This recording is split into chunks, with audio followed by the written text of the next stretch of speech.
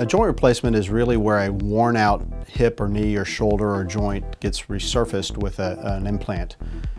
Really, you don't consider a joint replacement until you've made an appropriate diagnosis and exhausted conservative treatment. With a hip replacement, you're actually removing the ball and putting a new ball and a socket in, so we're truly replacing that joint. With a knee replacement, they named it knee replacement, but they really should have named it knee resurfacing, because that's what a knee replacement is. We're making engineered cuts on the thigh bone and the shin bone and the kneecap, and we're resurfacing the ends of those bones with metal and plastic.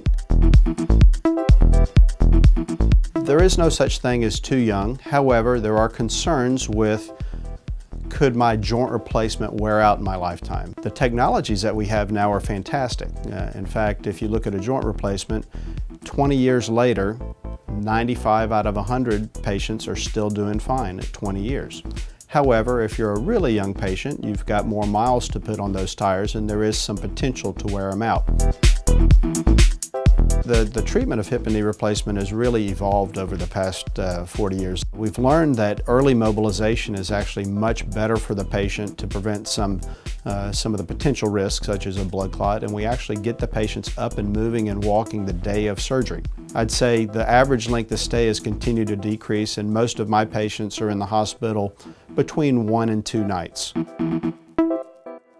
A hip, I tell patients by a month they're doing very well and are about 85 to 90% recovered. A knee, it takes 2 months for them to be 90% recovered.